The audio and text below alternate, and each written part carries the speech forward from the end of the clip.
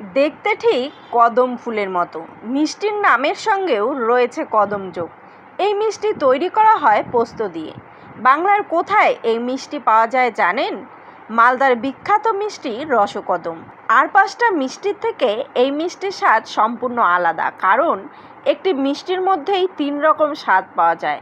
রসগোল্লা, ক্ষীর ও চিনি, একটির মধ্যেই 3টি মিষ্টির আলাদা আলাদা স্বাদ পাওয়া যায় রসকদমে। তাই তো রসকদমের চাহিদা গোটা দেশ জুড়ে। শুকনো এই মিষ্টি 1 সপ্তাহ রেখে খাওয়া যায়। মালদা জেলা জুড়ে এই মিষ্টি পাওয়া যায়। আকার অনুযায়ী মিষ্টির দাম 10 টাকা থেকে 20 টাকা পিস হিসেবে বিক্রি হয় বর্তমান বাজারে। রসকদমের জন্য মালদা জেলার খ্যাতি ছড়িয়েছে দেশ থেকে বিদেশেও। এই মিষ্টি তৈরির পদ্ধতিও একটু অন্যরকম। প্রথমে ছানার রসগোল্লা তৈরি করা হয়, তবে এই রসগোল্লার আকার অনেক ছোট হয়। একদিন রসে ডুবিয়ে রাখা হয়, তারপর ক্ষীর ও চিনি দিয়ে পাক তৈরি করা হয়। রসগোল্লার উপরে ক্ষীরের মোটা আস্তরণ দিয়ে গোলাকার করা হয়, তার উপরে দেয়া হয় পোস্ত। বিশেষ পদ্ধতিতে পোস্তর ওপর চিনির আস্তরণ তৈরি করা হয়। এইভাবেই তৈরি হয় রসকদম। পোস্তর দানা উপরে থাকায় দেখতে কদম ফুলের মতো লাগে এই মিষ্টি। রসকদমের জন্যই মিষ্টি প্রেমীদের কাছে বিখ্যাত মালদা জেলা। রসকদম মালদাতেই তৈরি হয়। হ্যাঁ। এটার কেমন চাহিদা, কেমন বাড়তে? চাহিদা খুব ভালো চাহিদা, আর এটাই তো মালদা ফেমাস মিষ্টি। মালদার বিখ্যাত এটাই রসকদম্ব, আর কনসার্টটাই মালদা ফেমাস। রসকদম মিষ্টি কত বিক্রি হয় দিনে, কেমন চাহিদা, কোথায় কোথায় যায়? গোটা ওয়ার্ল্ডে গেছে। কীরকম মানে এই মিষ্টিটার টেস্ট কেমন? ভালো, লংজিভিটি। অনেক দিন থেকে খাওয়া? হ্যাঁ, 10 দিন থাকবে। অন্য মিষ্টি কেমন? অন্য মিষ্টি থাকবে না এতদিন, কিন্তু রসকদম্বটা 10 দিন থাকবে। কেন রসকদম্ব নাম কেন? রসকদম্বটা বাংলাদেশ থেকে হয়ে এসছে। রসকদম্ব রাজারা খেতে এই মিষ্টি। তৈরি কীভাবে হয়? ক্ষীর লাগে, ছানা লাগে, আর পোস্ত লাগে। উপরে দানা আছে পোস্ত। প্রথমে ছানার রসগোল্লা থাকে একটা ভেতরে, তারপর ক্ষীরের পোলক থাকে, তারপর পোস্ত দেওয়া থাকে। পোস্ত আগে থাকতো, পোস্ত চিনি দিয়ে মাখানো থাকতো পোস্তটা। এখন সবাই ওই পাকটা জানে না বলে অনেকে কাঁচা পোস্ত দিয়ে দেয়। পোস্ত ভেজা চিনি লাগাতে হয়।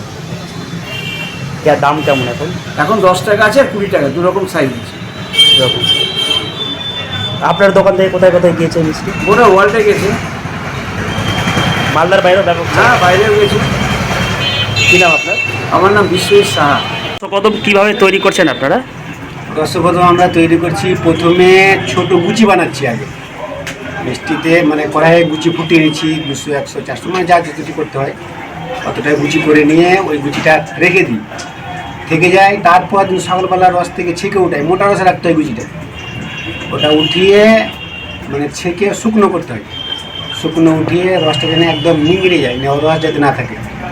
তারপরে এটাকে আমরা ক্ষীর, তারপরে চিনি এক জায়গাতে কড়াইয়ে দিয়ে পাক করি। পাক তৈরি হয়, তাক হিসাবে দেখতে হয় ওটা ঠিকভাবে পাকটা হলো কিনা। পাক হয়ে যাওয়ার পরে ওটাকে কড়াই নামিয়ে, কড়াইটাকে ঠিক ঠান্ডা ঠান্ডা মানে মিডিয়াম ঠান্ডা নামিয়ে ওকে তারপরে সে পিড়াতে ঘিস মেরে ওকে নিজের আয়ত্তে নিয়ে আসতে হয়। নিয়ে এসে ওই গুচি ভিতরে ভরে তারপরে এই দানাতে লাগাতে হয়। চিনির দানা, এটা চিনির দানাও এক্সট্রাভাবে তৈরি করতে হয়। ওটা আমাদের দোকানে মানে বাইরে থেকেই আসে, এখানে তৈরি হয় না। দিয়ে ওই গুচিটাকে ভিতরে ভরে ওই চিনির দানা ওর সাথে মিক্সচার করে দিয়ে তারপরে ওটাকে মানে কমপ্লিট। কী মিষ্টি এটা? এটা রসকদম হলো। এই মিষ্টি অন্য কোথাও পাওয়া যায়? এই মিষ্টিটা কি অন্য কোথাও তৈরি হয় না মালদাতেই? মালদাতেই তৈরি হয়। মালদাতেই তো এটা মিষ্টি মানে রসকদম বিখ্যাত। খেতে কেমন? অন্য মিষ্টির থেকে স্বাদ আলাদা? অন্য মিষ্টির স্বাদ মানে বিভিন্ন রকমের মিষ্টি, বিভিন্ন রকমের টেস্ট, আলাদা আলাদা টেস্ট হবে যে যেরকম মিষ্টি। এটা তো ভিতরে একটা রসগোল্লা মানে রসের মিষ্টি যাচ্ছে, আর উপরে শুকনো, তারপরে 3 রকম মিষ্টি এটা মানে ফ্যাট হচ্ছে। এটা তো টেস্ট আলাদা হবে। কী নাম আপনার? আমার নাম গৌর দাস।